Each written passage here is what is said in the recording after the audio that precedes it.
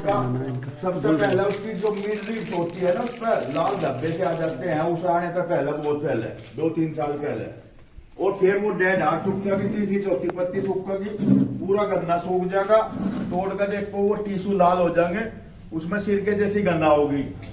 तो xylem flame cell जब खत्म हो जाती है, पानी पोषक तत्व नहीं जाते ऊपर, तो वो अपने आप सूखता चले जाएगा धीरे धीरे। तो उसका इलाज यही है, बीज उपचार।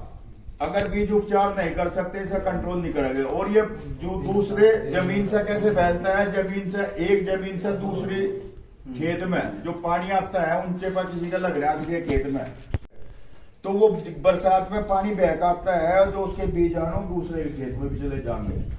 और 4 साल तक इसका फंगस रहता है, जिस जमीन में रहता है, तो उसमें बढ़िया बीज भी बोलोगे तो उसमें भी जड़ों के द्वारा चढ़ जाता है। फिर उसका तरीका ये है, कोई दवाई इसकी काम नहीं करती, आज तक कोई दवाई नहीं बनी। उसका धान गेहूं का फसल 4 साल लोग उस खेत में अपनाना पड़ता है, जब जाके इसका कंट्रोल होता है। 4 साल लोग रहता है इसका फंगस। तो ये तो होया रेड रोट का। विल्ट है, विल्ट में जड़ सड़ जाती है, तो फिर वो पानी पोषक तत्व नहीं पड़ता, वो उसमें भी डेड हार्ट। और ये रेड रोट और विल्ट साथ के साथ सी चलती है।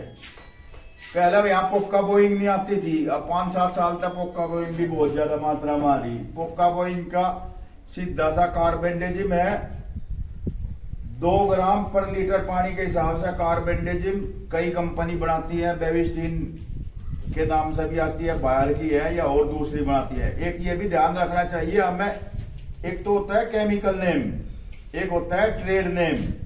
एक ही केमिकल को 8-10 कंपनी बनाती है अलग अलग, हमें यही पता नहीं रहता। आप देखो वही दवाई दूसरी कंपनी का वही केमिकल वही है, भाई जाएंगे तो वो लग रहा मेरे खेत में रोग लग रहा, वो दूसरी कंपनी का दे देगा। जब कार्बेंडेज में आपने छिड़क दिया तो उसकी कोई जरूरत नहीं है दूसरे की वो, क्योंकि हमारा मुख्य उद्देश्य है कम से कम लागत में अधिक से अधिक पैदावार करना।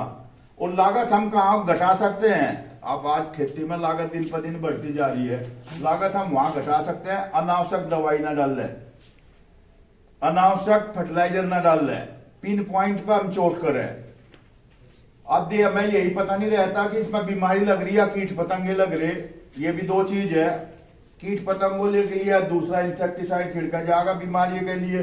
बीमारी भी कोई फंगस से फैलती है, कोई बैक्टीरिया से फैलती है, कोई वायरस से फैलती है, कोई निमोटोड से फैलती है। जब हमें ये नॉलेज नहीं होगी कि कौन सी बीमारी बैक्टीरियल डिजीज लग रही या वायरस डिजीज लग रही, वायरस का कोई इलाज नहीं होता।